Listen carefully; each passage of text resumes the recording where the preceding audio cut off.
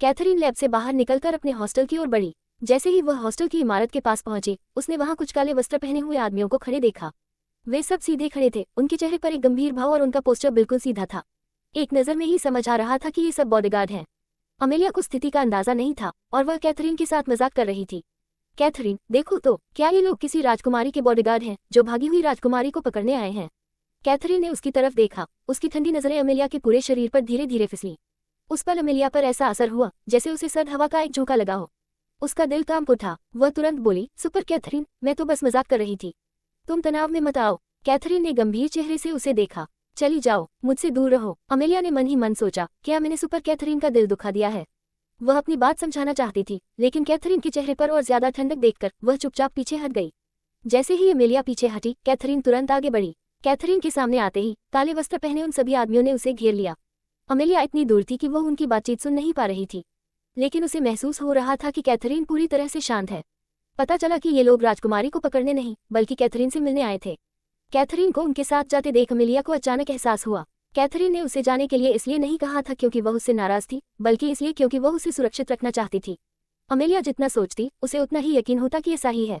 उसे कैथरीन की सुरक्षा की चिंता सताने लगी और उसने सबसे पहले कैथरीन के बॉयफ्रेंड से संपर्क करने का सोचा, लेकिन उसके पास ब्रैंडन का कोई कॉन्टैक्ट नंबर नहीं था। घबराहट में अमेलिया को रोनिन का ख्याल आया। उसने तुरंत अपना फोन निकाला और रोनिन को कॉल करके पूरी स्थिति समझाई। फोन के दूसरे छोर पर रोनिन ने उसे हॉस्टल वापस जाने के लिए कहा और यकीन दिलाया कि कैथरीन के साथ सब ठीक होगा। इसके बाद अमेलिया ने फोन काट दिया। कैथरीन उन काले वस्त्रों वाले बॉडीगार्ड्स के साथ कार में बैठ गई। उनका रवैया बहुत सम्मानजनक था। Miss swan, please. कैथरीन ने शांत होकर कार की पिछली सीट पर बैठते हुए अपनी जेब से फोन निकाला और गेम खेलने लगी। वह पूरे रास्ते चुप रही, उसके चेहरे के भाव तक नहीं बदले। कार की फ्रंट सीट पर बैठे उन बॉडीगार्ड्स के लीडर ट्रॉय फेसन ने रियरव्यू मिरर में चुपके से कैथरीन को देखा। घर से निकलने से पहले कॉनर ने उसे स्पष्ट रूप से कहा था कि कैथरीन के साथ विनम्रता से पेश आना है और उन्हें दोस्ताना अंदाज में फेसर हवेली में आमंत्रित करना है। उसे हैरानी थी कि कैथरीन तो बस एक कॉलेज स्टूडेंट है, क्या वह सच में कॉनर का इतना ध्यान खींचने लायक है? लेकिन जैसे ही उसने कैथरीन को रिसीव किया, उसे समझ आया कि कॉनर ने कोई गलती नहीं की है। उसे यहाँ तक लगने लगा कि जेडा का कैथरीन से हारना तो तय था। कैथरीन की उम्र में इस तरह की स्थिति का इतनी शांति और संयम से सामना करना, यह कोई आम बात नहीं थी। कैथरीन तो शांत थी, लेकिन ट्रॉय से रहा नहीं गया। उसने खुद ही पूछ लिया, मिस स्वान, क्या आपको जानने की दिलचस्पी नहीं है कि हम आपको कहाँ ले जा रहे हैं? हाँ। कैथरीन ने एक ठंडी सी हंसी निकाली और फोन नीचे रखकर ट्रॉय की आंखों में देखा। अगर मिस्टर फेसर की उम्र और उनके पैरों की तकलीफ न होती तो इस बार उन्हीं को मुझसे मिलने आना चाहिए था। कैथरीन बड़ों का सम्मान करती थी। कॉनर की उम्र और उनकी तकलीफ देखते हुए उसने कार में बैठना स्वीकार किया था। नहीं तो अगर वह न चाहती तो कौन उसे मजबूर कर सकता था? लॉक्सटन में फेसर परिवार के सामने कैथरीन के अलावा किसी और की यह हिम्मत नहीं होती कि इतने अकड़े हुए अंदाज में बात करे, लेकिन इस वक्त फेसर परिवार उसी के इशारे पर नाच रहा था। ट्रॉय कैथरीन की इस अकड़ के आगे कुछ नहीं कर सका और बस एक मजबूर सी मुस्कुराहट के सिवा उसके पास कोई जवाब नहीं था। उसने और कुछ पूछने की हिम्मत नहीं की। फेसर हवेली में कैथरीन की मुलाकात एक बार फिर से एक जमाने में दबदबा रखने वाले कॉनर से हुई। अभी अभी जन्मदिन मनाने वाले कॉनर का मूड बहुत अच्छा था और वह बगीचे के मंडप में आराम से कॉफी पी रहे थे। कदमों की आहट सुनकर भी उन्होंने मुड़कर नहीं देखा।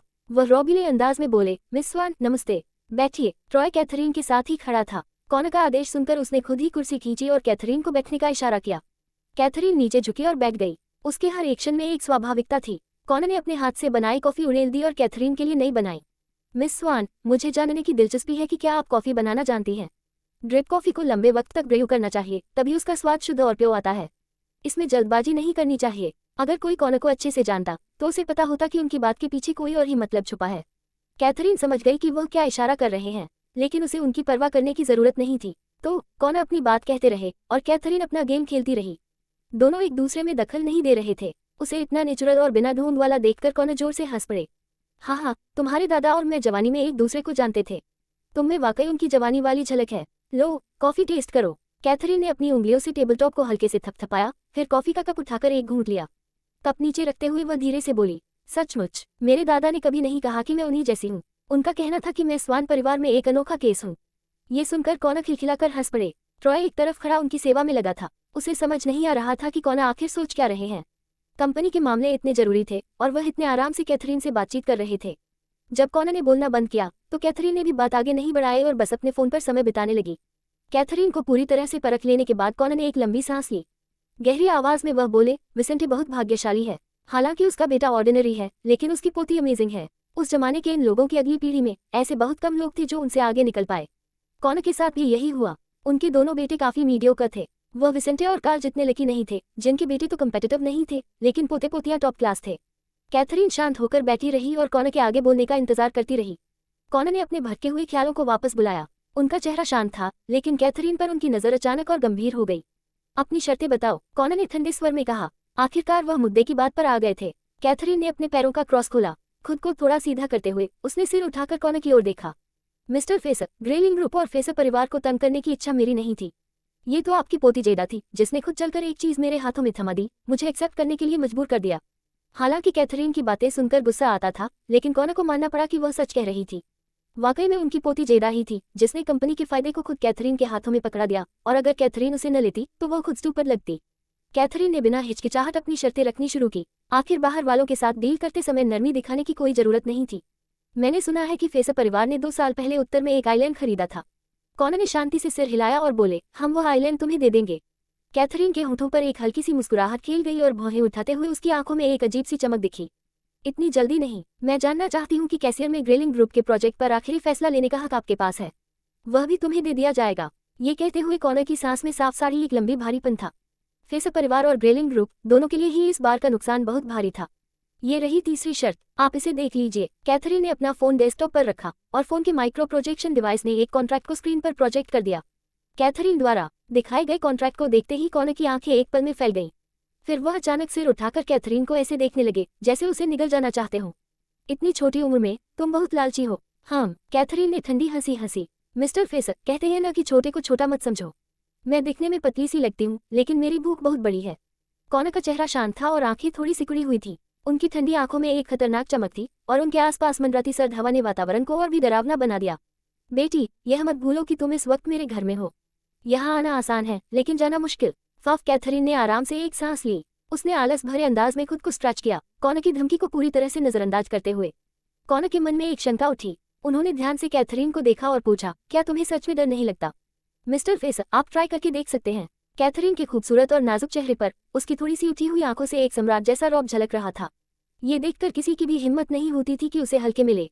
उसने मेज पर पड़ा फोन उठाया और कॉनर के सामने हिलाया। 2 मिनट बाद ट्रॉय तेजी से कॉनर के सामने आया और झुककर उनके कान में कुछ फुसफुसाया। जैसे ही उसने बात खत्म की, कॉनर के चेहरे का रंग एक पल में बदल गया। उनके चेहरे के हाव भाव से साफ जाहिर हो रहा था कि वह हैरान भी थे और कुछ डरे हुए भी।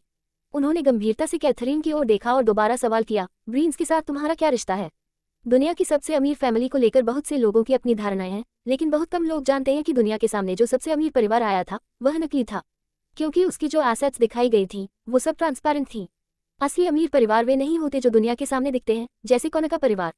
वे तो बस बर्फ का सिर्फ वह छोटा सा हिस्सा है जो पानी के ऊपर दिखता है। उसके नीचे दुनिया की टॉप 5 मिस्टीरियस फैमिली छुपी हुई है, और यही वो परिवार है जो असली मायनों में दुनिया के सबसे धनी है। ये 5 रहस्यमय परिवार दुनिया की 80% दौलत पर काबिज होने के साथ साथ कई देशों के फैसले लेने की ताकत भी अपने हाथ में रखते हैं। वे तो राष्ट्रपतियों के चुनाव तक को इफेक्ट कर सकते हैं, ताकि वे डिसीजन मेकर उनके परिवारों की सेवा करें। इन 5 परिवारों में सबसे ज्यादा रहस्यमय और धनी ब्रीन्स परिवार था। ये प्राचीन और रहस्यमय बड़ा परिवार दुनिया की लगभग आधी दौलत को कंट्रोल करता था। ब्रीन्स के सामने तो सारे अमीर बिजनेसमैन और सेलिब्रिटीज नोबडी थे। ब्रीन्स के प्रवक्ता ने अभी फेसर परिवार को ऑफिशियल नोटिस भेजा था कि अगर उन्होंने कैथरीन को नुकसान पहुंचाने की कोशिश की तो ब्रीन्स परिवार पूरे फेसर परिवार को इस दुनिया से गायब कर देगा। यह कोई खोखली धमकी नहीं थी। अगर ब्रीन्स चाहते तो वह आसानी से फेसर परिवार का नामो निशान मिटा सकते थे। पूरे फेसर परिवार और उनके फायदों में से कौन समझ गए कि क्या ज्यादा जरूरी है। कैथरीन के शांत और संयम से भरे अंदाज को देखते हुए वह जान गई कि इस जंग में उनकी बुरी तरह हार हुई है। एक पल में यह एक जमाने में दबदबा बनाए रखने वाला बूढ़ा आदमी एकदम बूढ़ा लगने लगा। उन्होंने गहरी सांस ली, आंखें बंद करके, और एक मजबूर चेहरा बनाते हुए वह बोले, यह मेरी ही किस्मत का दोष है। मैं स्वीकार करता हूँ, मैं ये कॉन्ट्रैक्ट साइन करता हूँ। कॉनर के कॉन्ट्रैक्ट साइन करते ही कैथरीन ने अपना फोन वापस जेब में रख लिया और बिना किसी हिचकिचाहट के वहां से चलने लगी। ट्रॉय ने सहज ही कॉनर की तरफ देखा। कॉनर ने हाथ हिलाकर उसे इशारा किया कि कैथरीन को जाने दो। जैसे ही कैथरीन की परछाई आंखों से ओझल हुई, ट्रॉय से रहा नहीं गया और उसने कॉनर से पूछ ही लिया, हमने कैथरीन की रखी हर शर्त मान ली, लेकिन उस पर कोई डिमांड रखे बिना ही उसे ऐसे जाने देना, क्या ये ठीक है? कॉनर ने एक बेबस सी सांस ली और कैथरीन के जाने की दिशा में एक गहरी नजर देखते हुए बोले, ठीक नहीं तो क्या कर लेंगे? अगर उसने फेसर परिवार पर ही हमला बोल दिया तो हमारे पास कोई चारा नहीं है। ब्रीन्स के प्रवक्ता का व्यक्तिगत रूप से चेतावनी भरा ईमेल भेजना इस बात का साफ संकेत था कि ब्रीन्स में कैथरीन का दर्जा कुछ खास है। ऐसा व्यक्तित्व फेसर परिवार की बस की बात नहीं थी। फेसर परिवार को तो बस अपनी किस्मत को कोसना चाहिए कि उन्होंने कैथरीन की ताकत को पहचाना नहीं और उस पर हमला करने की कोशिश की। कॉनर के स्वर में छुपी हार सुनकर ट्रॉय सन रह गया। उसने सोचा, इतनी कम उम्र में कैथरीन इतनी ताकतवर, ये तो डरावना है। कैथरीन को बाहर जाते देख जेडा तुरंत उसके पीछे भागी। कैथरीन रुको। हालांकि जेडा को ठीक ठीक पता नहीं था कि उसके दादा ने कैथरीन को क्या वादे किए थे, लेकिन जिस व्यक्ति ने उसे स्थिति बताई थी उससे उसे पता चला था कि कैथरीन ने फेसर परिवार से बहुत कुछ हासिल किया था। पीछे से आती आवाज सुनकर कैथरीन ने कदम रोके और ठंडी नजरों से जेडा की ओर देखा। जेडा की आंखें सिकुड़ गईं। उसने कैथरीन को देखते हुए अपनी नजरों में एक खतरनाक चमक भर ली। हमसे इतना कुछ हासिल करके तुम्हें बहुत गर्व हो रहा होगा ना? क्या तुम्हें भगवान के गुस्से का डर नहीं, इतना लालच करके? हाँ, कैथरीन ने ठंडी हंसी हंसी। जेडा की भौहें तन गईं और वह गुस्से में कैथरीन की ओर देखने लगी। तुम किस बात पर हंस रही हो? मैं हंस रही हूँ तुम्हारे मूर्ख होने पर। कैथरीन सीधी और बिना लाग लपेट वाली थी। कैथरीन तुम बहुत आगे बढ़ रही हो। जेडा चिल्लाए। मैं आगे बढ़ रही हूँ? अगर मैं दयालु नहीं होती तो क्या तुम्हें लगता है फेसर परिवार आज भी मौजूद होता? तुम्हारी नज़र में जो विशाल संपत्ति है वह मेरे लिए तो एक छोटी सी टिप के बराबर भी नहीं है। ये सच था कि इस बार फेसर से उसे काफी फायदा हुआ था, लेकिन वह उस पैसे को आर्बोट लैब में अपने एक्सपेरिमेंट्स के लिए इन्वेस्ट करने वाली थी। फेसर का पैसा शायद एक एक्सपेरिमेंट के पहले चरण को पूरा करने के लिए ही पर्याप्त होगा।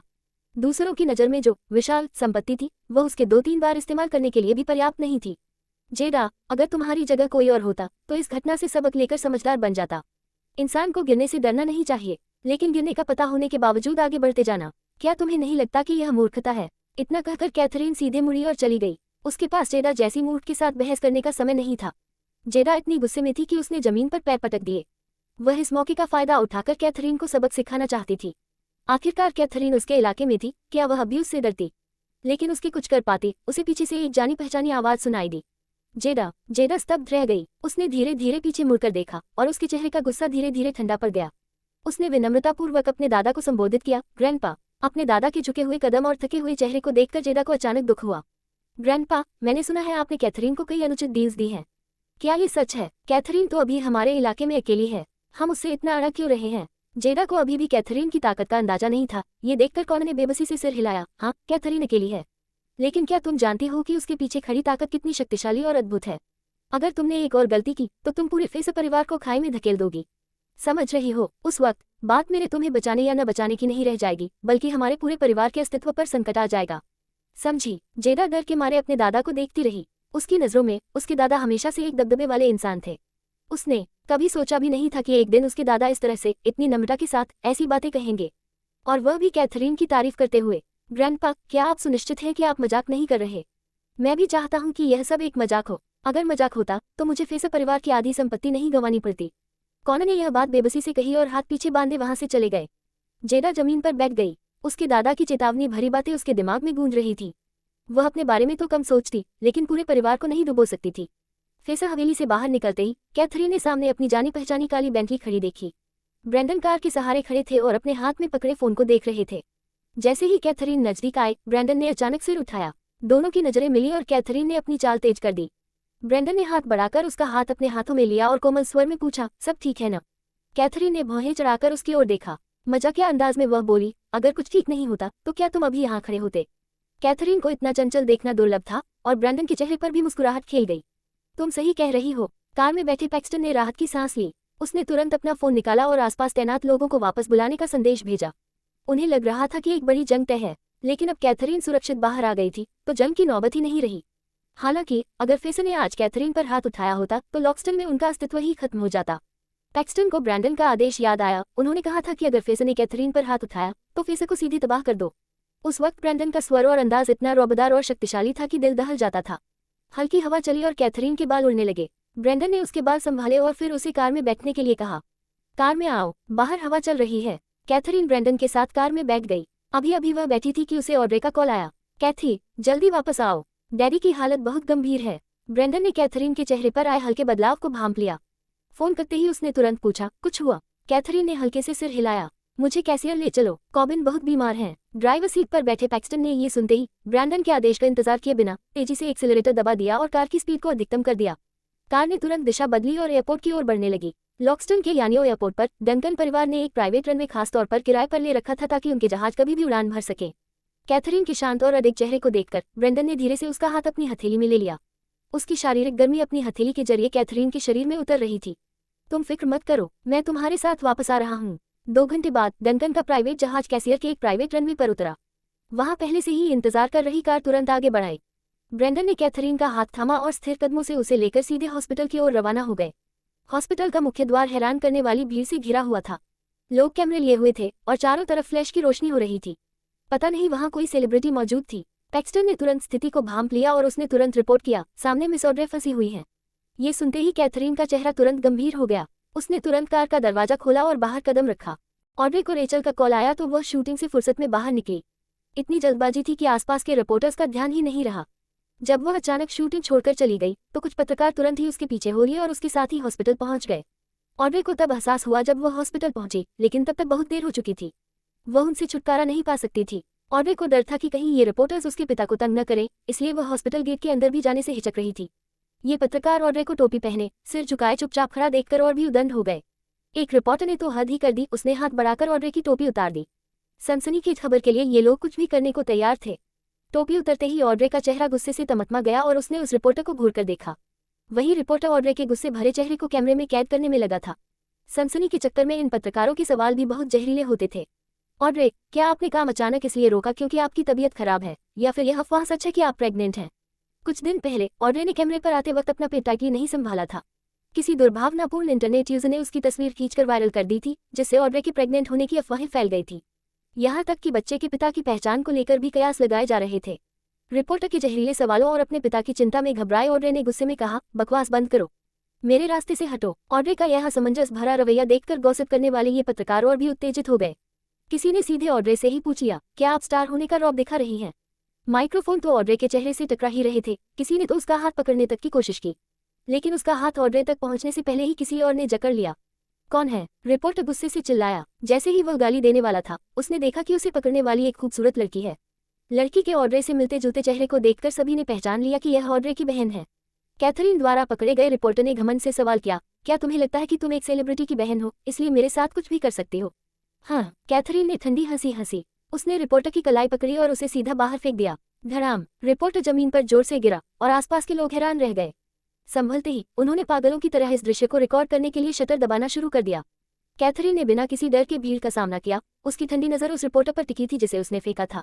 अगर तुमने उसे चोट पहुंचाने की कोशिश की तो मैं तुम्हें कैशियर से पूरी तरह गायब कर दूंगी। उसकी बॉस लेवल की बातें सुनकर आसपास के लोगों की आंखें हैरानी से फैल गईं। जो रिपोर्टर पल भर पहले उत्साह से शटर दबा रहे थे, उनके हाथ अब कांप रहे थे। जो रिपोर्टर जमीन पर गिरा था, उसका दिल एक पल को धड़कना भूल गया। उसका चेहरा तुरंत सफेद पड़ गया। मुख्य कारण ये था कि कैथरीन की नजरें बहुत डरावनी थीं। उसकी नजरों में ऐसी भयानक चमक थी कि सामने वाला सिहर उठे। कैथरीन ने सिर उठाकर भीड़ को देखा और वहां मौजूद हर रिपोर्टर को अलग अलग घूरा। तुम लोग रिकॉर्ड कर सकते हो, कैमरे तुम्हारे हाथ में हैं, जो चाहो शूट करो। लेकिन जैसे ही स्वान परिवार या उसके किसी सदस्य के खिलाफ कोई भी बयान सामने आता है, मैं स्वान कॉर्पोरेशन की प्रमुख होने के नाते यह ऐलान करती हूँ कि मैं मामले को अंत तक लड़ूंगी। कैथरीन की ठंडी आवाज ने भीड़ के दिलों में गूंजती रही और सबके दिल एक पल को थम से गए। जब तक कैथरीन ने ये शब्द नहीं कहे थे, तब तक लगभग सभी यह भूल चुके थे कि यह 20 साल से कम उम्र की लड़की अब पूरी स्वान कॉर्पोरेशन की मालिक है। कैशियर के 4 बड़े परिवारों में से एक, स्वान परिवार, कोई ऐसा नहीं था जिससे आम लोग छेड़छाड़ कर सके। जैसे ही कैथरीन ने ये बातें कहीं, ब्रैंडन आगे बढ़े और उसके पीछे खड़े हो गए। कैथरीन मेरी फियांसी है और डंकन परिवार की भावी गृहिणी। उसका फैसला डंकन परिवार का भी फैसला है। जैसे ही ब्रैंडन ने ये शब्द कहे, वहां मौजूद रिपोर्टरों ने खुद ब खुद अपने कैमरों की तस्वीरें और वीडियोस डिलीट करने शुरू कर दिए। हालांकि ब्रैंडन अक्सर सार्वजनिक रूप से नहीं दिखते, लेकिन कैशियर की मीडिया में काम करने वाला हर व्यक्ति उन्हें पहचानता था और उन्हें नाराज करने की हिम्मत नहीं रखता था। ब्रैंडन डंकन कॉर्पोरेशन के मालिक थे, कैशियर के बिजनेस साम्राज्य की सिरमौर। स्वान और डंकन दोनों को एक साथ नाराज करने की हिम्मत किसमें थी? वहां सब कुछ संभालते देख कैथरीन ने ऑड्रे का हाथ थामा और हॉस्पिटल के अंदर की ओर मुड़ गई। ब्रैंडन एक हाथ जेब में डाले उनके पीछे पीछे चलने लगे। वह सच में अपनी महिला की हर जिम्मेदारी खुद लेने वाले बॉस थे। अभी भी कुछ रिपोर्टर्स कुछ तस्वीरें लेने के चक्कर में थे, लेकिन पैक्सटन, जो वहीं खड़ा था, ने उनकी सोच पढ़ ली थी। जिस रिपोर्टर ने अभी अभी कैमरा उठाने की कोशिश की थी, उसे देखते हुए पैक्सटन ने धीरे से कहा, डंकन कॉर्पोरेशन की लीगल टीम को केस फाइल किए काफी समय हो गया है। ये सुनते ही उस रिपोर्टर ने मुस्कुराते हुए जवाब दिया। फिर उसने पैक्सटन के सामने ही अपना कैमरा जमीन पर पटक दिया। मिस्टर पैक्सटन, ये कैमरा ठीक से काम नहीं कर रहा था, मैंने इसे तोड़ दिया। टूटे हुए कैमरे को देखकर पैक्सटन के चेहरे से ठंडी मुस्कुराहट धीरे धीरे गायब हो गई। वह संतुष्ट होकर वहां से चला गया। हॉस्पिटल के कॉरिडोर में रेचल और लियाना बेंच पर चुपचाप बैठी थी, उनके चेहरे गंभीर थे। कल रात कॉर्बिन ने गलती से अपनी ऑक्सीजन ट्यूब दबा दी थी। क्योंकि उनकी देखभाल करने वालों ने समय रहते इस पर ध्यान नहीं दिया, इससे कॉर्बिन के दिमाग में ऑक्सीजन की कमी हो गई। वह अभी ऑपरेशन थिएटर में इमरजेंसी ट्रीटमेंट में है और किसी भी पल उनकी जान जा सकती है। हॉस्पिटल ने पहले ही 2 क्रिटिकल नोटिस जारी कर दिए थे, इसलिए कॉर्बिन के बचने की लगभग कोई उम्मीद नहीं थी। कैथरीन को देखते ही रेचल की आंखें इतनी चौड़ी हो गईं जैसे वह उसे जीवित निगलना चाहती हो। वह सीधे कैथरीन पर झपटी। ब्रैंडन तुरंत कैथरीन को बचाने आगे बढ़े, लेकिन कैथरीन ने हाथ से उन्हें रोक दिया। ब्रेंडन ने अपनी जगह पर रुककर देखा। कैथरीन ने सिर उठाया और अपनी ठंडी नजरों से रेचल को घूरा। उसकी साधारण सी नजर ने रेचल को काफी हद तक नियंत्रित कर दिया। रेचल उस पर हमला नहीं कर सकती थी, वह बस वहीं खड़ी रह गई, कैथरीन को देखते हुए और कड़वे बोल बोलती रही। ये सब तुम्हारी वजह से हुआ है, तुम नजर लग गई हो। अगर तुमने अपना साया नहीं डाला होता तो हमारा परिवार इस हालत में क्यों होता? तुम्हारे पिता को भी कोई दिक्कत नहीं होती। ये सब तुम्हारी गलती है। नजर, कैथरीन ने घृणा से ठंडी सी हंसी हंसी। क्या कॉर्बिन की हालत सच में मेरी वजह से हुई है? उसकी ठंडी नजरें रेचल पर टिक गईं, जिससे रेचल का दिल एक पल के लिए धड़कना भूल गया। इसका क्या मतलब है? क्या ये तुमने नहीं किया? अगर तुमने स्वान परिवार की संपत्ति नहीं छीनी होती तो तुम्हारे पिता को गुस्सा नहीं आता और वे हॉस्पिटल में नहीं आते, वे इस हालत में नहीं पहुंचते। तुमने हमारी सारी प्रॉपर्टी भी छीन ली। अगर तुम्हारे पिता की देखभाल के लिए और केयरटेकर होते तो क्या ऐसा होता? रेचल के सवालों का सामना करते हुए कैथरीन ने ठंडे स्वर में जवाब दिया, और केयरटेकर? क्या ये स्पष्ट नहीं है कि यह इसलिए नहीं हुआ क्योंकि मैंने पर्याप्त केयरटेकर नहीं रखे, बल्कि इसलिए क्योंकि तुम चुपके चुपके कुछ और कर रही थी? कैथरीन के इस सवाल ने रेचल की नजरें चुरा ली। कुछ गड़बड़ महसूस करते हुए ऑड्रे तुरंत आगे बढ़ी और उसने जल्दी से पूछा, कैथी, आखिर हो क्या रहा है? इसका क्या मतलब है? कैथरीन ने कुछ कहने की कोशिश भी की थी कि रेचल ने झल्ला कर काटा, और क्या मतलब हो सकता है? क्या तुम्हें दिख नहीं रहा कि यह सफाई बना रही है? यह एक बित्ती है और हमेशा दूसरों पर इल्जाम थोपती रहती है। लियाना जानती थी कि कैथरीन को मनाना कितना मुश्किल था। उसने देखा कि कैथरीन का चेहरा बदल गया है तो उसने जल्दी से अपनी माँ का हाथ थाम लिया। माँ, बस करो। रेचल ने गुस्से में लियाना का हाथ झटक दिया और डांटते हुए कहा, तुम इससे डर क्यों रही हो? यह मुझे क्या ही बिगाड़ लेगी? रेचल के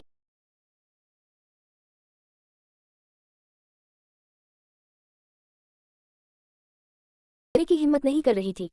उस औरत को देखते ही रेचल की सांस रुक सी गई। भले ही वह शांत दिखने की कोशिश कर रही थी, लेकिन आसपास मौजूद हर किसी ने उसकी घबराहट महसूस कर ली। वह जितनी ज्यादा घबराए उतनी ही ज्यादा बेचैन होती गई और अपनी गलती छुपाने पर तुल गई। इसका क्या मतलब है? मुझे फंसाने के लिए ऐसे किसी को ढूंढ लाए हो? कैथरीन ने बिना किसी भाव के रेचल की तरफ देखा, जो अब भी अपनी जिद पर अड़ी हुई थी। सबूत होने के बावजूद इनकार करने के उसके हौसले ने कैथरीन को हैरान कर दिया था। ये वह इंसान है जिसे मैंने ढूंढा। क्या ये वही केयरगिवर नहीं है जिसे तुमने कॉर्बिन के लिए लगाया था? अगर तुमने मनमाने ढंग से केयरगिवर नहीं बदले होते और एक घटिया केयरगिवर को काम पर नहीं लगाया होता तो क्या आज ये हालात होते? ऑड्रे उनकी बातें सुनकर और भी उलझन में पड़ रही थी। ये केयरगिवर तक कैसे पहुंच गया? कैथरीन, आखिर चल क्या रहा है? कैथरीन ने ऑड्रे को सारी बात सच सच बता दी। किसी ने सोचा भी नहीं था कि रेचल चुपके से केयरगिवर बदल देगी। जब से कैथरीन ने पूरे स्वान्स का कंट्रोल संभाला था, रेचल की जिंदगी और मुश्किल होती गई थी। उसे तो फिजूल खर्ची की आदत पड़ गई थी, वही सब कैसे सह पाती? माँ बाप से कुछ पैसे लेने के अलावा रेचल हर तरह से पैसे हासिल करने की कोशिश करती। कैथरीन ने कॉर्बिन की देखभाल के लिए 3 बेहतरीन केयरगिवर लगाए थे। वे सभी पेशेवर और अनुभवी केयरगिवर थे और उनमें से किसी की भी सैलरी कम नहीं थी। यही तो वजह थी कि रेचल ने उन्हीं से पैसे बचाने के चक्कर में ये सब किया। उसने तीनों केयरगिवर की सैलरी अपनी जेब में रख ली और अस्पताल से ही किसी अनकैन केयरगिवर को रख लिया। क्योंकि रेचल द्वारा रखी गई केयरगिवर कोई दूसरी पार्ट टाइम नौकरी भी करती थी, उसकी सैलरी कम थी। एक समर्पित केयरगिवर न होने और देखभाल ठीक से न होने की वजह से कॉर्बिन ने गलती से अपनी ऑक्सीजन ट्यूब दबा दी, लेकिन किसी ने ध्यान नहीं दिया और आखिरकार एक दुर्घटना हो गई। कैथरीन की बात सुनकर ऑड्रे ने अविश्वास से रेचल की तरफ देखा। रेचल ने सोचा भी नहीं था कि कैथरीन सबके सामने उसके सारे किए धरे उजागर कर देगी। कैथरीन ने तो सच में उसकी एक बिल्कुल भी इज्जत नहीं रखी थी। उसने गुस्से से कैथरीन की तरफ देखा, उसकी नजरें कैथरीन को चीरती हुई सी लग रही थी। तो ये बिप्ती। रेचल का वाक्य पूरा होने से पहले ही ऑड्रे ने उसे रोक दिया। उसने अपने पूरे दम से चीख कर कहा, माँ। ऑड्रे की चीख सुनकर रेचल सहम गई। वह वहीं जमकर रह गई और घबराई हुई ऑड्रे की तरफ देखने लगी। ऑड्रे से अब और नहीं रहा गया और उसने अपनी माँ को कोसना शुरू कर दिया। अब तक भी तुम कैथरीन को दोष दे रही हो। तुमने इस पैसे तक को हड़प लिया। तुम सच में इंसानियत से गिर गई हो। लियाना ने भी नहीं सोचा था कि रेचल ने इतना हद से गुजरा काम किया होगा। कॉलेज शुरू होने के बाद से वह कॉर्बिन और रेचल दोनों की ही अनदेखी कर रही थी। रेचल ने उससे कई बार पैसे मांगे थे, लेकिन उसने मना कर दिया था। ऑड्रे के गुस्से के सामने रेचल को कोई पछतावा नहीं था। उसने सारा दोष ऑड्रे पर ही मर दिया। मैं इंसानियत से गिर गई। तू ही इंसान है। हमने तुझे पाला पोसा और सबसे अच्छी जिंदगी दी और तुझमें हमारे लिए सबसे बुनियादी स्नेह तक नहीं बचा। अगर तूने मुझे पैसे दिए होते तो क्या मुझे तेरे पिता के केयरगिवर के पैसे रोकने पड़ते? मुझे मजबूरी में ऐसा करना पड़ा। हालांकि ऑड्रे कहती थी कि वह रेचल की परवाह नहीं करना चाहती, लेकिन हर बार रेचल के पैसे मांगने पर वह उसे कम ज्यादा दे देती थी। क्योंकि चाहे जो भी हो, रेचल उसकी माँ थी, वह औरत जिसने उसे जन्म दिया और पाला पोसा। रेचल के पछतावा रहित चेहरे को देखकर ऑड्रे को अचानक एहसास हुआ कि वह कितनी गलत थी। उसे पहले लगता था कि कैथरीन बहुत कठोर है जो अपने माँ बाप के साथ ऐसा व्यवहार करती है। अब उसे समझ आया कि रेचल जैसी औरत माँ बनने की लायक ही नहीं थी। ऑड्रे ने गुस्से से रेचल की तरफ देखा और उसे आखिरी चेतावनी दे डाली। तुम फिक्र मत करो, अगली बार तुम चाहे जिस वजह से मेरे पास आओ, मैं तुम्हें एक पैसा भी नहीं दूंगी।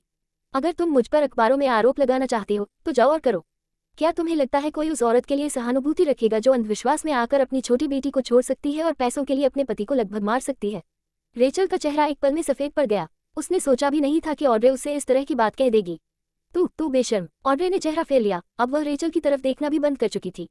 उसने तय कर लिया था कि अब वह यही मानकर चलेगी कि उसकी जिंदगी में ऐसी कोई माँ थी ही नहीं। ऑड्रे को अपनी तरफ ध्यान न देता देख रेचल तुरंत लियाना के पास गई। लियाना ही अब उसकी आखिरी उम्मीद थी। उसे यकीन नहीं था कि लियाना भी उसकी अनदेखी करेगी। रेचल का सामना करके लियाना भी परेशान थी। माँ, पापा अभी भी अंदर हैं, उनकी जान बचाने की कोशिश हो रही है। क्या तुम थोड़ी देर के लिए रुक सकती हो? जब पापा बाहर आ जाएं, तब बात करेंगे, ठीक है? रेचल ने लाल आंखों से लियाना की तरफ देखा और उसे कोसते हुए बोली, तुम सबकी सब कृतघ्न और दुष्ट बेटियां हो। अगर जॉनी यहाँ होता तो कोई भी मुझ पर हाथ नहीं उठा सकता था। लियाना ने बेबसी से आंखें घुमाई। भले ही उसका वह बेकार भाई यहाँ होता तो वह और भी ज्यादा मुसीबत खड़ी कर देता। अब किसी ने भी रेचल की तरफ ध्यान नहीं दिया। सबका ध्यान सिर्फ ऑपरेशन थिएटर पर टिका था। कुछ देर बाद ऑपरेशन थिएटर से डायरेक्टर बाहर आया। उनके मेडिकल दस्तानों पर अभी भी खून लगा हुआ था। कॉर्बिन का एक खास दर्जा था, इसलिए डायरेक्टर ने खुद सर्जरी की थी। वह सीधे कैथरीन के पास आए। मिस स्वान, इस बार स्थिति बहुत गंभीर है, हम ज्यादा पुष्टि नहीं कर सकते। उन्होंने जो कहा वह वास्तव में काफी संभल कर कहा था। कॉर्बिन की हालत बहुत नाजुक थी और उनके अस्पताल की क्षमताएं वास्तव में सीमित थी। क्या करे कैथी? ऑड्रे ने दोनों हाथों से कैथरीन की बाह पकड़ ली। तब से वह कैथरीन को ही अपना सहारा और अपनी आस्था मानने लगी थी। ऑड्रे की बेचैनी के मुकाबले कैथरीन कहीं ज्यादा शांत और संयमित दिख रही थी। कैथरीन को कॉर्बिन के लिए कोई भावना नहीं थी और वह उसे सिर्फ विसेंट और ऑड्रे की खातिर बचा रही थी। उसने एक बार विसेंट से वादा किया था कि अगर कभी स्वान्स के किसी वंशज के साथ कुछ होगा तो वह उनकी मदद करने की पूरी कोशिश करेगी। विसेंट का सिर्फ एक ही बेटा था। कैथरीन कॉर्बिन को स्वान्स से बाहर निकाल सकती थी और उससे सब कुछ छीन सकती थी, लेकिन वह उसे मरता नहीं देख सकती थी।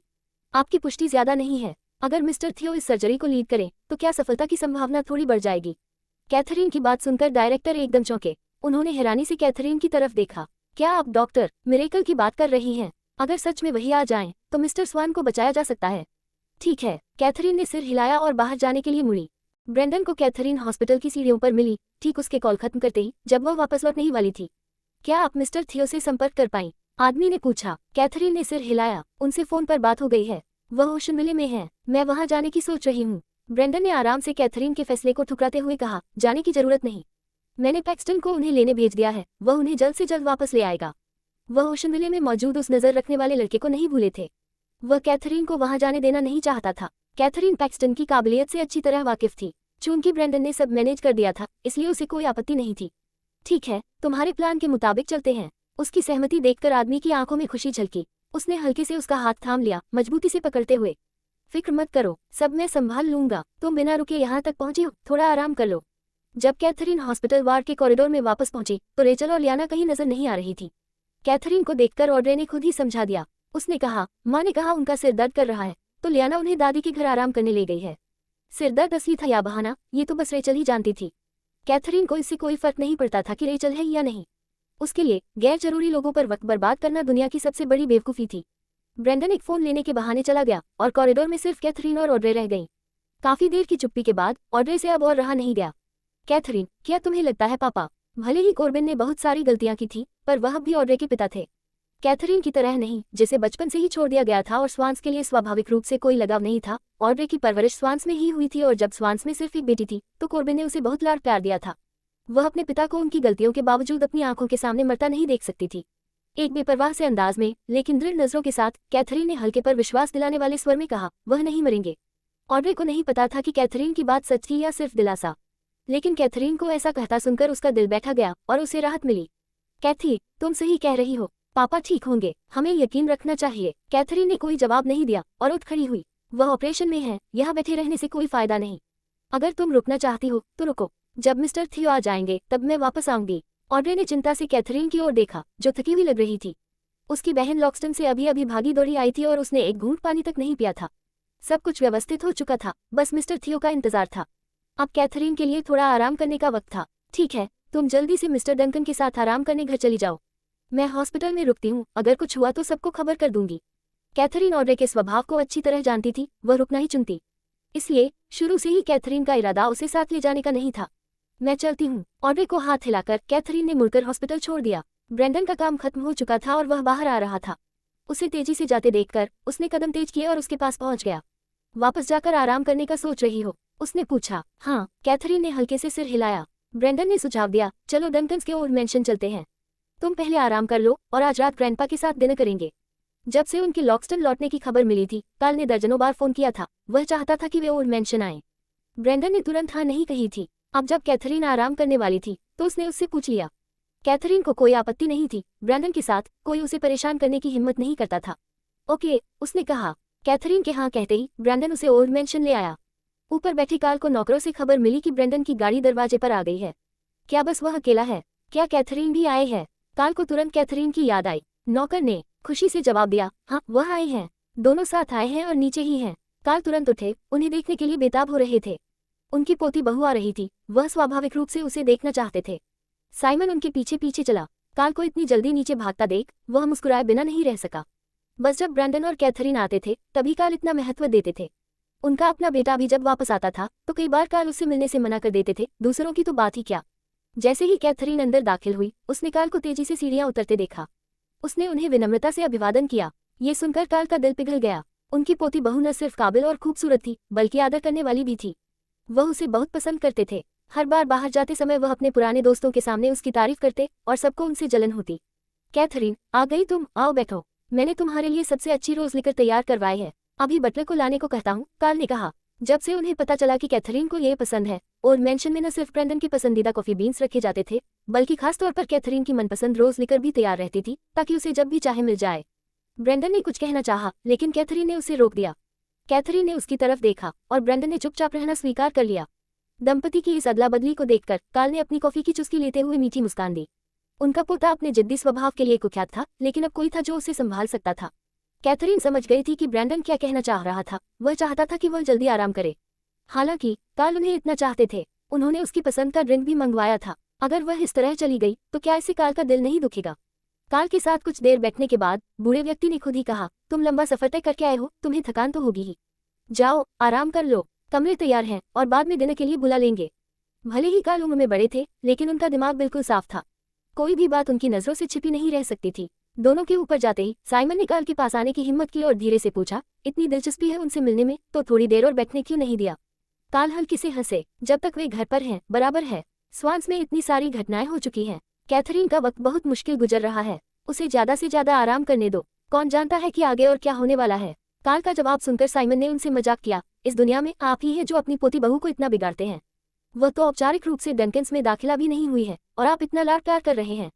कार्ल को गुस्सा आने के बजाय उन्होंने खुले दिल से स्वीकार किया।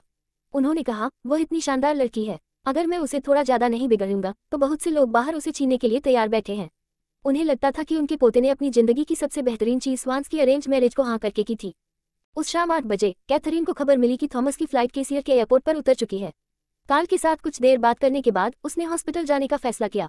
ब्रेंडन ने खुद ड्राइव किया और दोनों साथ चल पड़े। ओल्ड मैंशन के गेट पर खड़े कार्ल एक साथ आते जाते उनकी सिलहूट को देखते हुए धीरे से बोले, कैथरीन की पढ़ाई खत्म होने में अभी और कितना वक्त है? बटलर ने चुपचाप जवाब दिया, सर मिस स्वान को स्टाइल यूनिवर्सिटी से ग्रेजुएट होने में अभी 3.5 साल और हैं। ये सुनते ही कार्ल की भौहें तंग गईं। इतना लंबा वक्त अभी भी? फिर मेरा पुड़पोता आखिर कब तक आएगा? कार्ल की बेचैनी समझते हुए साइमन ने सुझाव देते हुए कहा, अगर अभी शादी नहीं हो सकती तो एंगेजमेंट सेरेमनी करा लीजिए। भले ही दोनों परिवारों ने जुबानी हाँ कर दी है लेकिन हमने अभी तक कोई फॉर्मल बैंक्वेट तो रखा नहीं है। बढ़िया सुझाव है। कार्ल संतुष्ट होकर साइमन की तरफ मुड़े, तुम काफी चतुर हो। जब ब्रेंडन वापस आए तो उसे मुझसे मिलने को कहना। ऑपरेशन थिएटर के बाहर कॉरिडोर में कैथरीन ने ऑड्रे को देखा, लेकिन हैरानी की बात यह थी कि ट्रिस्टन उसके साथ था।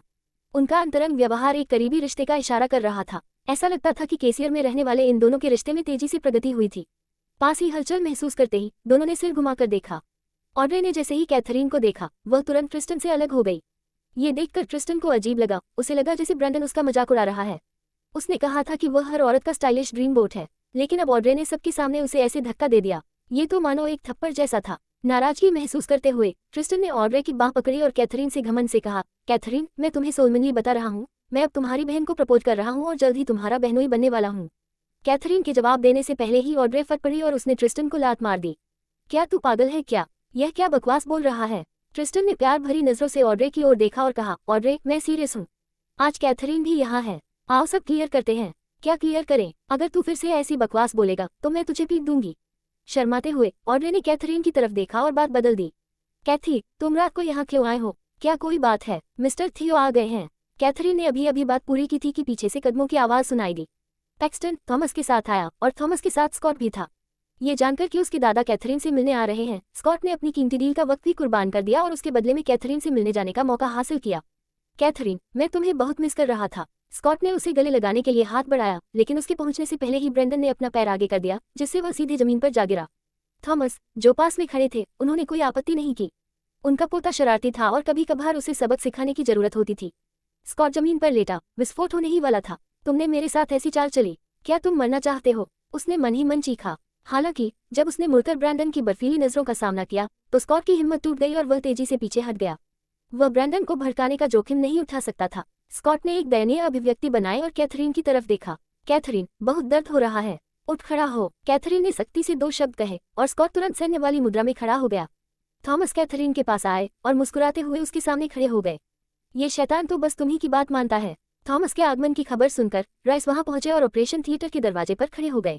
मिस्टर थियो, सच में आप ही हैं? लंबे समय बाद मुलाकात हुई। राइस को एक पिछले अकादमिक सेमिनार में थॉमस से मिलने का मौका मिला था और उसने उन पर गहरी छाप छोड़ी थी। कैथरीन से संक्षिप्त रूप से सुनने के बाद राइस ने उम्मीद नहीं की थी कि वह थॉमस को इतनी जल्दी ले आएगी। ये हैसियत कोई आम इंसान नहीं रखता। मिस्टर पेरी, कृपया मुझे कॉर्बिन का मेडिकल रिकॉर्ड उपलब्ध कराएं। उसे देखने के बाद मैं मरीज को देखना चाहूंगा और फिर हालत के आधार पर फैसला लूंगा। जरूर, मैं अभी इंतजाम करता हूँ। राइस के जाने के बाद थॉमस गंभीर हो गए और कैथरीन की तरफ देखा। तुम निश्चिंत रहो, अब मैं यहाँ हूँ। वह किसी से भी बेहतर जानते थे कि कैथरीन ने क्या क्या झेला है और कॉर्बिन के प्रति उसका नजरिया क्या है। कैथरीन ने विनम्रता से जवाब दिया, शुक्रिया मिस्टर थियो। जल्दी ही राइस कॉर्बिन की मेडिकल जानकारी लेकर आए। आखिरकार थॉमस को समझ आया कि राइस ने क्यों कहा था कि उनके हॉस्पिटल को इस सर्जरी पर भरोसा नहीं है। ऑपरेशन बेहद जोखिम भरा था, मुख्य रूप से क्योंकि कॉर्बिन का शरीर बहुत कमजोर हो चुका था और इतनी बड़ी सर्जरी को झेल नहीं सकता था। कॉर्बिन की जान बचाने के लिए उनके दिमाग में जमे खून की थक्कों को साफ करना जरूरी था। ये थक्के कई संवेदनशील नसों से जुड़े हुए थे और उनमें छेड़छाड़ कॉर्बिन के ऑपरेशन टेबल से उतर ही न पाने की वजह बन सकती थी। यही कारण था कि हॉस्पिटल सर्जरी करने से हिचकिचा रहा था। कॉर्बिन के खास दर्जे की वजह से वे स्वान्स को नाराज नहीं करना चाहते थे। जानकारी हाथ में लेकर थॉमस ने कैथरीन से कहा, हालात अच्छे नहीं हैं। आज रात मुझे सोचने दो। अगर कल सुबह 8 बजे तक मैं कोई प्लान बना सका तो हम तुरंत सर्जरी करेंगे। वक्त तेजी से निकल रहा था। एक और सेकंड की देरी कॉर्बिन को और खतरे में डाल सकती थी। कैथरीन ने सहमति में सिर हिलाया। ओके। पैक्सटन ने खुद आगे बढ़कर थॉमस को सम्मानपूर्वक आमंत्रित किया, कृपया मेरे साथ चलें। लेकिन जैसे ही उसने बात पूरी की, स्कॉट ने तुरंत मना कर दिया। उसने कहा, नहीं, मैं होटल में नहीं रुकना चाहता। स्कॉट ने मिन्नत भरी नजरों से कैथरीन की तरफ देखा। कैथरीन, क्या मैं तुम्हारे साथ रह सकता हूँ? बस कैथरीन के साथ एक ही छत के नीचे रहने भर से उसे किसी और चीज से ज्यादा खुशी मिलती। कैथरीन के साथ रहने के अपने चांस बढ़ाने के लिए स्कॉट ने अपने दादा से इजाजत मांगते हुए उनकी तरफ देखा। दोनों के बीच एक सीरीज में इशारे हुए जो बाहर वालों की समझ से परे थे। कैथरीन के साथ रहने के लिए स्कॉट ने मजबूरी में अपने दादा के साथ एक अनइक्वल ट्रीटी पर दस्तखत कर दिए। उसके हाँ कहने के बाद थॉमस ने धीरे से कहा, कैसी, मैं भी होटल में नहीं रुकना चाहता। मैं भी तुम लोगों के साथ ही रुकूंगा। कैथरीन ने ब्रैंडन की तरफ देखा। आज शायद वह डंकन्स के ओल्ड मैंशन में ही रुकेगी। चूंकि यह डंकन्स की जगह थी, वह खुद से फैसला नहीं ले सकती थी और ब्रैंडन की राय का इंतजार कर रही थी। कैथरीन को अपनी तरफ देखता देख ब्रैंडन ने उसका मतलब समझ लिया और अपने पास खड़े पैक्सटन को आदेश दिया, मिस्टर थियो और बाकियों के लिए ओल्ड मैंशन जाने की गाड़ी का इंतजाम करो। ओल्ड मैंशन जाने की बात सुनकर थॉमस उत्साहित हो गए। कैसी, क्या तुम्हारा मतलब डंकन्स का ओल्ड मैंशन है? मेरा मतलब जहाँ कार्ल रहते हैं। हाँ, कैथरीन ने हल्के से सिर हिलाया। थॉमस बहुत खुश नजर आए। बढ़िया, मैं कार्ल को लंबे समय से नहीं मिला हूँ। परफेक्ट, आज रात मैं उनसे मिलूंगा। मिस्टर थियो, क्या आप कार्ल को जानते हैं? थॉमस ने मजाक करते हुए कहा, बिल्कुल, मैं उन्हें जानता हूँ। उस जमाने में हम एक ही लड़की के लिए प्रतिस्पर्धा भी करते थे। ये जानकर कि वे एक दूसरे को जानते हैं, कैथरीन ने और कोई हिचकिचाहट नहीं दिखाए और उन्हें एक साथ डंकन्स के ओल्ड मैंशन ले गई। कैथरीन के जाने के बाद कार्ल लिविंग रूम में इंतजार करने लगे। आम दिनों में तो इस वक्त तक वह ऊपर आराम करने चले जाते, लेकिन आज वह बड़े ही जोश में लिविंग रूम में बैठे थे और साइमन ने उन्हें मनाने की कोशिश की। सर, काफी देर हो गई है, चलिए मैं आपको ऊपर छोड़ दूं, साइमन ने सुझाव दिया। कार्ल ने आराम से जवाब दिया, इतनी जल्दी क्या है? वे लोग अभी तक लौटे नहीं हैं। तुम इतने बेचैन क्यों हो? साइमन की जिद करने पर कार्ल चिढ़ गए। अरे बूढ़े, तुम क्या समझोगे? कैथरीन और बाकी सब अभी तक वापस नहीं आए। कैथरीन समझदार लड़की है, ब्रैंडन की तरह नहीं। अगर वह नहीं आ रही होती तो जरूर बता देती। उसने कुछ नहीं कहा, मतलब वह आएगी जरूर। मैं उसी का इंतजार कर रहा हूँ। साइमन ने मन ही मन शिकायत की। कोई देखी तो सोचे कार्ल कैथरीन के अपने दादा हैं। उन्होंने कभी किसी को आने वाली बहू के लिए इतना फिक्रमंद नहीं देखा था। कार्ल की नजरों में तो उनका अपना पोता एक घास जैसा था और आने वाली बहू एक अनमोल खजाना। और उनके बेटे की तो बात ही क्या, शायद वह घास से भी नीचे रैंक करते थे। उनकी बातचीत खत्म होते ही गेट पर कार के हॉर्न की आवाज आई। खुशी से जांघ पर थप्पड़ मारते हुए कार्ल ने संतुष्टि भरी नजर से साइमन की ओर देखा। देखा, मैंने कहा था ना, कैथरीन समझदार बच्ची है। वह जानती है मैं उसका इंतजार कर रहा हूँ, इसलिए वह जरूर आएगी। साइमन तुरंत सहमत हो गया और मुस्कुराकर बोला, हाँ आप बिल्कुल सही कह रहे हैं, मिस स्वान आपको सबसे अच्छे से समझती हैं। ये बात कार्ल के दिल को लग गई और वह खुशी खुशी सिर हिलाने लगे। जैसे ही कैथरीन ब्रैंडन के साथ घर के अंदर आए, उसने कार्ल को लिविंग रूम में बैठे देखा और एक पल के लिए हैरान रह गई। कार्ल, आपने अभी तक आराम क्यों नहीं किया? कार्ल ने बेपरवाही से मुस्कुराते हुए जवाब दिया, आज रात खाना थोड़ा हैवी हो गया था, इसलिए थोड़ी देर बाद सोऊंगा। हॉस्पिटल में सब कैसा चल रहा है? सब ठीक तो है ना? साइमन एक तरफ खड़े होकर चुपचाप अपनी नाक मलने लगा। उसने सोचा कार्ल तो झूठ बोलने में एकदम उस्ताद हो गए हैं, पहले से भी ज्यादा। उनके चेहरे पर शर्मिंदगी का नामोनिशान तक नहीं था, न कोई भाव बदला, न आंख झपकी। हॉस्पिटल में सब ठीक है, मैं 2 दोस्तों को अपने साथ लेकर आई हूँ, उम्मीद है आपको कोई दिक्कत नहीं है, कैथरीन ने कहा। कार्ल ने उदारतापूर्वक हाथ हिलाया, ये तुम्हारा अपना घर है, तुम मेहमान लाओ और मुझे दिक्कत होगी। अगर तुम ऐसा कर रही हो तो इसका मतलब तुम इस घर को अपना मानती हो। मैं तो बहुत खुश हूँ। इतना कहना ही था कि पीछे से एक दमदार आवाज आई, कार्ल मैं इतनी दूर से आया हूँ और तुम मेरा स्वागत करने बाहर तक नहीं आए। थॉमस ने जानबूझकर कैथरीन और बाकियों को पहले अंदर भेजा था ताकि कार्ल का रिएक्शन देख सके। यह आवाज कुछ जानी पहचानी सी लग रही है। कार्ल ने भौहें चढ़ाते हुए सामने खड़ी कैथरीन की ओर देखा। कौन है? खुद देख लीजिए, कैथरीन ने कहा और रास्ता देने के लिए एक तरफ हट गई। कार्ल ने उस व्यक्ति को गौर से देखा और फौरन पहचान गए। वह तुरंत खड़े हो गए। अरे शैतान, तुम मेरे घर में क्या कर रहे हो? थॉमस नाराज नहीं हुआ और मुस्कुराते हुए कार्ल के पास आया। इतने साल बीत गए और तुम्हारा स्वभाव जरा भी नहीं बदला। कार्ल ने नाराजगी का नाटक किया। वह फुफकार कर बोले और हाथ पीठ पर बांधे थॉमस को घूरने लगे। क्या तुमने कैथरीन को बहकाकर यहाँ लाया है? सोचा वो बात करने में आसान है? क्या तुम सोचते हो मैं कैथरीन को बहका सकता हूँ? तुम मेरी कदर बड़ा चढ़ाकर कर रहे हो, थॉमस ने घमंड भरे अंदाज में जवाब दिया। मैं तुम्हें बता दूं, कैथरीन अद्भुत है। तुम्हारा ही भाग्य अच्छा है कि तुम्हारे पोते ने उसे पा लिया। सचमुच ईर्ष्या होती है। ये सुनकर कार्ल को बहुत गर्व महसूस हुआ और उनके मन की मामूली नाराजगी तुरंत गायब हो गई। ये तो सच है, कैथरीन जैसी बहू पाकर मैं बहुत गर्वित हूँ। ब्रेंडन ने दोनों बुजुर्गों को पुराने दिन याद करते देखा तो वह कैथरीन का हाथ पकड़कर उसे ऊपर ले गया। साइमन उनके पीछे पीछे आया और चुपचाप बोला, मिस्टर ब्रैंडन आप और मिस स्वान बेफिक्र होकर आराम करें, बाकी सबका ख्याल मैं रख लूंगा। साइमन की देखरेख में कैथरीन को कोई चिंता करने की जरूरत नहीं थी। वह ब्रैंडन के साथ ऊपर आराम करने चली गई। अगली सुबह जल्दी ही कैथरीन थॉमस के साथ हॉस्पिटल के लिए निकल पड़ी। कार में थॉमस अभी भी कुछ कह रहे थे, अगर आज सर्जरी नहीं होती तो मैं कल रात कार्ल के साथ एक बोतल अच्छी शराब का आनंद ले सकता था। 10 साल से ज्यादा हो गए, हम दोनों ही उम्रदराज हो गए हैं। अपने दादा की बात सुनकर स्कॉट उन्हें चिढ़ाने से नहीं चूका। दादा, आपकी अभी की पीने की क्षमता देखते हुए मुझे डर है 2 पैग तक ही सीमित रहना पड़ेगा, पूरी बोतल की तो कोई जरूरत ही नहीं। अरे बदतमीज, थॉमस गुस्से में चिल्लाए। इसी झगड़े मजाक के बीच सभी का ग्रुप हॉस्पिटल पहुंच गया। ऑड्रे रात भर घर नहीं गई थी और वह हॉस्पिटल में ही इंतजार कर रही थी। थॉमस को देखते ही वह तेजी से उनके पास पहुंची। डॉक्टर मिरेकल, क्या आपके पास मेरे पापा के इलाज का कोई उपाय है? ये जानकर कि वह कैथरीन की बहन है, थॉमस ने उसके साथ काफी अच्छा व्यवहार किया। तुम फिक्र न करो, सब संभल जाएगा। अगर सर्जरी सफल रही तो न सिर्फ तुम्हारे पिता की जान बच जाएगी बल्कि वह पहले से भी बेहतर ठीक हो सकते हैं। अगर सफल नहीं हुई तो बस वह पहले जैसे ही रह जाएंगे। किसी भी हालत में मैं उनकी जान बचा लूंगा। ये सुनकर ऑड्रे ने राहत की सांस ली। बहुत अच्छी बात है, शुक्रिया डॉक्टर मिरेकल। थॉमस सर्जरी की तैयारी के लिए चले गए और बाकी सब ऑपरेशन थिएटर के बाहर कॉरिडोर में इंतजार करने लगे। दोपहर के आसपास लियाना आ गई। वह कैथरीन से बात नहीं करना चाहती थी, सीधे ऑड्रे के पास गई।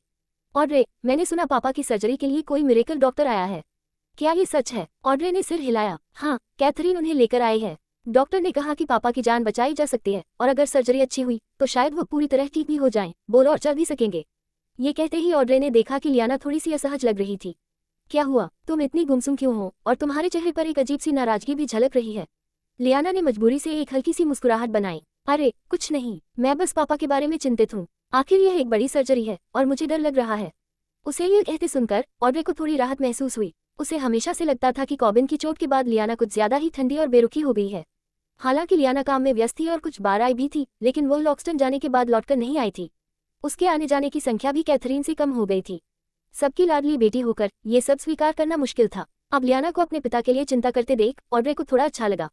फिक्र मत करो, मिस्टर थियो बहुत ही माहिर हैं, वह खुद सर्जरी करेंगे, सब ठीक हो जाएगा। लियाना एक तरफ बैठ गई, सिर नीचा किए हुए। उसकी आंखों में एक अजीब सी घबराहट थी। वह बहुत नर्वस लग रही थी और ज्यादातर लोगों ने सोचा कि वह अपने पिता की चिंता में है, इसलिए किसी ने ज्यादा ध्यान नहीं दिया। लेकिन सिर्फ लियाना ही जानती थी कि असली सच्चाई क्या थी। वह एक तरह की बेचैनी में थी और उसे कोई रास्ता नहीं सूझ रहा था। ये सर्जरी पूरे 3 घंटे चली और दोपहर लगभग 1 बजे ऑपरेशन थिएटर की लाइट्स आखिरकार बंद हुई। सर्जिकल गाउन पहने थॉमस ऑपरेशन थिएटर से बाहर आए। वह हल्का सा कांप रहे थे और थकान साफ झलक रही थी। स्कॉट तुरंत अपने दादा को सहारा देने लगा। आम दिनों में तो वह दादा के साथ मजाक करता रहता, लेकिन जरूरी वक्त पर वह बूढ़े का ख्याल किसी से भी ज्यादा रखता था। दादा, आप थोड़ी देर आराम कर लीजिए, मैं अभी भी जवान हूँ, कोई दिक्कत नहीं। थॉमस हौंकते हुए मगर मुस्कुराता हुआ बैठ गया। ऑड्रे बेहद बेचैन थी। अगर थॉमस को अभी बहुत थका हुआ न देखती तो वह तुरंत हालात पूछती। अब उसे बस धैर्य से एक तरफ खड़े रहकर इंतजार करना था ताकि थॉमस सांस लेकर उन्हें जवाब दे सके। थॉमस इतने सालों से डॉक्टर हैं तो उन्हें कैसे समझ नहीं आता कि मरीज के परिवार वाले क्या महसूस कर रहे होंगे। थोड़ी देर आराम करने के बाद थॉमस ने ऑड्रे की तरफ देखते हुए धीरे से कहा, तुम फिक्र मत करो, तुम्हारे पिता की सर्जरी बहुत सफल रही। न सिर्फ हमने उनकी जान बचाई बल्कि दिमाग में जमे खून के थक्के भी साफ कर दिए। ये सुनते ही ऑड्रे इतनी खुश हो गई कि लगभग उछल पड़ी। वह मुड़ी और उसने कैथरीन का हाथ पकड़कर उत्सुकता से पूछा, तुमने सुना? पापा ठीक हो जाएंगे। कैथरीन ने शांतिपूर्वक सिर हिलाया, कोई ज्यादा उत्साह नहीं दिखाया। वह थॉमस को यहाँ सिर्फ कॉबिन की जान बचाने के लिए लाई थी, इसके बाद क्या होता है उसकी चिंता नहीं थी। बिना किसी की नजर पड़े कोने में चुपचाप खड़ी लियाना यह खबर सुनकर फिसल गई। कॉरिडोर में लियाना कांप रही थी, उसे समझ नहीं आ रहा था कि क्या करे। अगर कैथरीन और बाकियों को पता चल गया कि वही उसके पिता की इस हालत का कारण है तो वे उसे बख्शेंगे नहीं। उसे अब एक बात समझ आ गई थी, उसमें अभी कैथरीन को हराने की ताकत नहीं है। उसे बस धैर्य से कोई मौका, कोई ऐसा अवसर इंतजार करना होगा जब वह कैथरीन को पछाड़ सके। लेकिन अगर उसके पिता होश में आ गए और सच बोल दिए तो कैथरीन जरूर उसके पीछे पड़ जाएगी। बिना लड़ने की क्षमता के वह कैथरीन का कैसे सामना करेगी? इतनी मेहनत और अपमान सहने के बाद अब वह हार नहीं मान सकती। नहीं, बिल्कुल नहीं। अगर उसके पिता एक बार सो सकते हैं तो दूसरी बार भी सो सकते हैं। बस उनकी जिंदगी बची रहे, बस काफी है। कॉबिन को ऑपरेशन थिएटर से बाहर निकालकर आईसीयू में शिफ्ट कर दिया गया। अभी अभी सर्जरी हुई थी इसलिए वह इतनी जल्दी होश में नहीं आएंगे, उन पर 3 और दिन नजर रखनी होगी। आने वाले काफी समय तक उन्हें आईसीयू में रहकर ही धीरे धीरे रिकवर करना होगा। इस नतीजे से ऑड्रे बेहद खुश थी। उसने कभी सोचा भी नहीं था कि उसके पिता के ठीक होने का मौका मिलेगा और यह सब कैथरीन से सीधा जुड़ा हुआ था। राय से उसे पता चला था कि मिस्टर थियो कितने काबिल हैं और उसे समझ आ गया था कि जितना काबिल इंसान उतना ही मुश्किल से मिलता है। अगर कैथरीन का असर न होता तो ये लोग उनकी तरफ देखते भी नहीं। ऑड्रे को कैथरीन पर तरस आ रहा था। बचपन से उसके साथ बुरा व्यवहार हुआ और आखिर में उसने बदले में अच्छाई ही दिखाई। ऑड्रे हालांकि अलग थी, उसके माता पिता ने उसे पाला पोसा था और अब वह अपने पिता को राचेल के भरोसे छोड़कर निश्चिंत नहीं हो सकती थी, इसलिए स्वाभाविक था कि उसे अपने पिता की देखभाल के लिए वक्त निकालना पड़े। कैथरीन को कोई आपत्ति नहीं थी, उसने केयरटेकर का इंतजाम पहले ही कर दिया था। अगर ऑड्रे जिद करे तो वह रुक सकती थी। कॉबिन के प्रति उसकी कोई जिम्मेदारी नहीं थी और न ही वह उनकी देखभाल में अपना वक्त बर्बाद करेगी। कॉबिन की जान बचाना उसने अपनी जिंदगी में जो सबसे बड़ी दया की थी वह थी। चलो, कैथरीन ने ब्रैंडन से कहा और वे सब मिलकर हॉस्पिटल से निकल गए। मुश्किल सर्जरी खत्म होने के बाद बाकी का काम राइस और हॉस्पिटल के स्टाफ पर छोड़ा जा सकता था और थॉमस को रुकने की जरूरत नहीं थी। वह कैथरीन और बाकियों के साथ चला गया। कैथरीन का ग्रुप जाते देख लियाना चुपचाप खुश हो गई। उसे डर था कि कैथरीन के रहते उसे कोई मौका नहीं मिलेगा, लेकिन हैरानी की बात थी कि कैथरीन को कॉबिन की कोई परवाह ही नहीं थी। अब जब वे चले गए थे वह अपनी योजना पर अमल कर सकती थी। हॉस्पिटल से निकलकर कैथरीन ने ब्रैंडन को स्वान कॉर्पोरेशन ले जाने को कहा। लॉक्सटन जाने के बाद से उसने स्वान कॉर्पोरेशन एक प्रोफेशनल मैनेजर को सौंप रखा था। अब वह वापस आ गई थी तो चीजें चेक करने का यह अच्छा मौका था।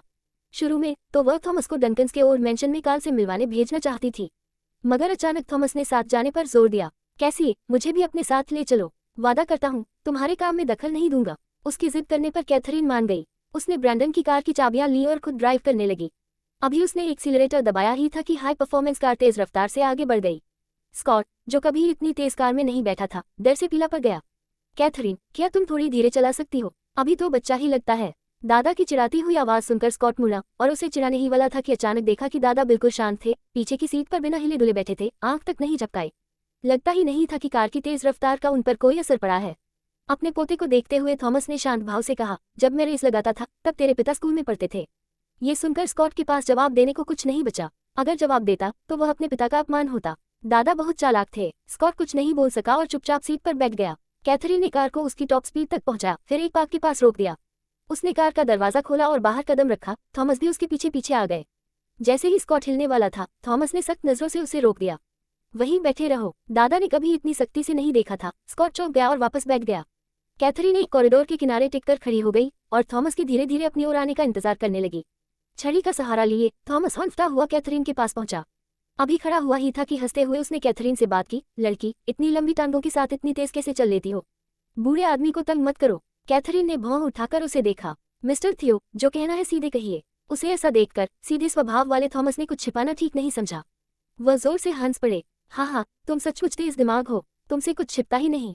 थॉमस ने डंकन्स के ओल्ड मेंशन जाने की बजाय कैथरीन के साथ आने का फैसला इसलिए किया था क्योंकि वह उससे अकेले में बात करना चाहते थे। कैथरीन ने यह भांप लिया था, इसलिए उसने ब्रैंडन से चाबियां ली और थॉमस के साथ निकल गई। कैथरीन ने सहज भाव से कॉरिडोर के सहारे खुद को टिकाया और अपने परफेक्ट फिगर को बिना किसी कोशिश के उजागर कर दिया। एक हल्की हवा का झोंका उसके बालों से खेल गया, जिससे वे हवा में लहराने लगे। थॉमस ने उसकी ओर देखा। जब उनकी पहली मुलाकात कैथरीन से हुई थी, तब वह सिर्फ 11 साल की थी। उस उम्र में ही वह एक बागी और अलग थलग रहने वाली किशोरी की तरह अपनी धार दिखा चुकी थी। उसमें उस उम्र जैसी कोई बचकानापन नहीं था और नहीं आम लड़कियों जैसी कोई सामान्य गर्मजोशी। वह एक ठंडी मशीन की तरह थी, हर चीज के प्रति उदासीन। लेकिन जब से उन्होंने ब्रैंडन के साथ उसके रिश्ते के बारे में सीखा, उन्होंने कैथरीन की आंखों में अलग अलग भावनाएं देखी। वह एक आम लड़की जैसी होती दिख रही थी। उन्हें कैथरीन के लिए सचमुच खुशी थी। उन्होंने जीते जी ये दिन देखने की उम्मीद नहीं की थी और यह एक दुर्लभ दृश्य था। मैंने सुना है तुमने ब्रीन्स से संपर्क किया है। कैथरीन ने ब्रीन्स के जरिए फेसेस को घेरा था और उनसे एक मोटी रकम वसूली थी। हालांकि यह गोपनीय था, पर बड़े परिवारों के लिए ऐसी जानकारी उजागर करना मुश्किल नहीं था। बहुत से लोग अब कैथरीन की असली पहचान जानना चाहते थे। स्वान्स में वापस आकर उसने ताकत से पूरे परिवार पर कंट्रोल हासिल कर लिया था। ये पहले ही काफी हैरान करने वाला था। इससे भी बड़ी बात यह थी कि किसने सोचा था कि वह स्काइवो ग्रुप की मास्टरमाइंड भी होगी और अब ब्रीन्स से भी जुड़ी हुई है। ब्रीन्स ने उसकी तरफ से खुद ही फैसल्स के पास पहुंचने की पहल की थी। नहीं तो लॉक्सटन में एक सदी से जमे फैसल्स आसानी से अपनी आधी दौलत कैथरीन के हवाले क्यों कर देते। डंकन्स हमेशा से अपने कनेक्शन का इस्तेमाल करके कैथरीन की पहचान छुपाए हुए थे। बाकी लोग शायद इस बारीकी को न समझें, लेकिन थॉमस उन चंद लोगों में से थे जो हालात जानते थे। मुझे एक मैसेज मिला है। शेन चाहता है कि तुम वापस लौटो, है ना? हाँ। कैथरीन ने सिर उठाया और एक हल्की सी हंसी दी। उसकी उदासीन आंखों में घृणा और ठंडक भरी हुई थी। अगर वह वापस बुलाए तो मैं चली जाऊं। वह दूसरों को आदेश देने की आदी थी, उसे आदेश देने का किसी को अधिकार नहीं था। कैथरीन ने समय देखा। लिंडा से तय मीटिंग में अभी 15 मिनट बाकी थे। यहाँ से ड्राइव करके जाना सही रहेगा। अगर कोई और बात नहीं है तो मैं चलती हूँ। कैथरीन के शानदार अंदाज में वहां से जाते हुए थॉमस ने बेबसी से सिर हिलाया। वह नहीं जानते थे कि आखिरकार चीजें कैसे विकसित होंगी। कार से स्कॉट को उतारने के बाद वह तेजी से अपने दादा के पास पहुंचा। दादा, कहीं आपने कैथरीन को तो नाराज तो नहीं कर दिया? थॉमस ने गुस्से में उसे घूरा। बच्चे, क्या बकवास कर रहे हो? अगर आपने उसे नाराज नहीं किया तो वह इतने ठंडे अंदाज में क्यों चली गई? लगता था जैसे किसी से कुछ सेटल करने जा रही हो। स्कॉट ने अपने दादा की ओर हैरान नजरों से देखा। कैथरीन का अंदाज ऐसा था मानो वह अकेले ही पूरे ग्रुप से भिड़ने जा रही हो। थॉमस ने सांस छोड़ी। कैथरीन को ये खुद ही सुलझाना होगा। इस बात को समझने के बाद थॉमस ने हाथ उठाया और स्कॉट के सिर के पिछले हिस्से पर एक थप्पड़ जड़ दिया। वह चिल्लाए, अरे शैतान, चल, साथ चलकर घूमा। स्कॉट ने दर्द से अपना सिर रगड़ा। उसका चेहरा बिगड़ गया था। दादा, क्या तुम अच्छे से बात नहीं कर सकते? मारा क्यों? दोनों इसी तरह झगड़ते हुए वहां से चले गए। दोपहर 2:10 बजे कैथरीन की कार स्वान कॉर्पोरेशन की बिल्डिंग के सामने आराम से पार्क हो गई। उसने ब्रैंडन की कार चलाई थी, जिसका नंबर प्लेट और एम्बलम दोनों ही टॉप टियर स्टेटस की निशानी थे। सिक्योरिटी गार्ड तुरंत पहुंचा और विनम्रता से कार का दरवाजा खोला। मिस, कृपया बताएं कि आप किस फ्लोर पर जा रही हैं और किससे मिलने आए हैं। कैथरीन ने देखा कि स्वान कॉर्पोरेशन की सिक्योरिटी स्टाफ बदल गए थे पिछली बार की तुलना में। लिंडा, जो नीचे इंतजार कर रही थी, ने कैथरीन को देखा और तुरंत अपनी टीम के साथ आगे बढ़ी और उसने कैथरीन को सम्मानपूर्वक अभिवादन किया। वेलकम बैक मिस स्वान, आपके इंस्पेक्शन में आना हमारा सम्मान है। उसके ही कहते ही उसके पीछे मौजूद वरिष्ठ अधिकारियों ने एक साथ अभिवादन किया, जिससे एक रौबदार और कुछ हद तक दबदबे वाला माहौल बन गया। सिक्योरिटी गार्ड एक पल के लिए स्तब्ध रह गया। हालांकि उसने सुना था कि मौजूदा चेयरपर्सन एक युवा महिला है, लेकिन उसने उन्हें देखा नहीं था और उसने कभी उम्मीद नहीं की थी कि युवा चेयरपर्सन इतनी जवान और खूबसूरत होंगी। संभलने के बाद सिक्योरिटी गार्ड ने सीधे खड़े होकर कैथरीन को सल्यूट किया। गुड आफ्टरनून मिस स्वान। कैथरीन ने उसकी ओर देखा और लिंडा तुरंत आगे बढ़ी। मिस स्वान, ये सिक्योरिटी स्टाफ इसी महीने ज्वाइन किए हैं। आपके निर्देश के मुताबिक हम हर महीने पोजीशन रोटेट करते हैं। कैथरीन ने सिक्योरिटी पोजीशन, खासकर फ्रंट गेट की नियमित रोटेशन की मांग की थी। हालांकि यह सतही तौर पर मामूली लगती थी, लेकिन ये पद कंपनी पर घातक प्रभाव डाल सकते थे। कंपनी में आने जाने वाला हर शख्स गेट सिक्योरिटी के संपर्क में आता है। अगर कोई एक व्यक्ति इस पद पर बहुत लंबे समय तक रहा तो लोग निजी फायदे के लिए उसके पास आने के रास्ते तलाश सकते हैं। अगर कोई सिक्योरिटी गार्ड आंतरिक कर्मचारियों के आने जाने के पैटर्न को समझ ले और उस जानकारी को लीक कर दे तो इसका कंपनी पर काफी बुरा असर हो सकता है। कैथरीन ने हल्के से सिर हिलाया और ठंडे स्वर में जवाब दिया, अच्छा। उसके ठंडे जवाब से मौजूद लोगों के चेहरे थोड़े निराश दिखे। कैथरीन की कम उम्र और पॉप स्टार्स जैसी दिखने के बावजूद पिछले 2 क्वार्टर की स्वान कॉर्पोरेशन की फाइनेंशियल रिपोर्ट्स में दिखने वाली उसकी बिजनेस समझ वाइसेंटी जैसे अनुभवी के मुकाबले भी बेहतर थी। जिन फैसलों ने कंपनी को बड़ा मुनाफा दिलाया वे सभी इस नई चेयरपर्सन कैथरीन द्वारा ही अप्रूव किए गए प्रोजेक्ट थे। वाइसेंटी के 2 विश्वस्त सहयोगी लियोनल और लिंडा अब उसके आदेशों का बिना सवाल पालन कर रहे थे। स्वान कॉर्पोरेशन में शारीरिक रूप से मौजूद न होने के बावजूद कंपनी की लगातार प्रगति सुनिश्चित थी। इस काबिलियत के सामने उसकी उम्र का कोई मतलब नहीं रह जाता था। मिस स्वान, कृपया मेरे साथ चलें। लिंडा कैथरीन को स्वान कॉर्पोरेशन की टॉप फ्लोर कॉन्फ्रेंस रूम में ले गई। कैथरीन ने लिंडा को कॉन्फ्रेंस रूम की बड़ी स्क्रीन पर ग्रेलिंग ग्रुप के साथ सहयोग की योजना दिखाने का निर्देश दिया। टेबल के सिरे पर बैठी कैथरीन का अंदाज बेहद सहज था, जो नीचे बैठे गंभीर अधिकारियों के बिल्कुल उलट था। फिर भी कोई भी उसकी मौजूदगी को हल्के में लेने की हिम्मत नहीं कर रहा था। उसकी प्रवक्ता के रूप में लिंडा विनम्रतापूर्वक उसके बगल में खड़ी थी। कैथरीन की नज़र उठते ही लिंडा ने उसका संदेश तुरंत आगे बढ़ा दिया। मैनेजर्स, मिस स्वान इस प्रोजेक्ट पर आपकी राय जानना चाहती हैं। कोई भी विचार या सुझाव स्वागत योग्य है।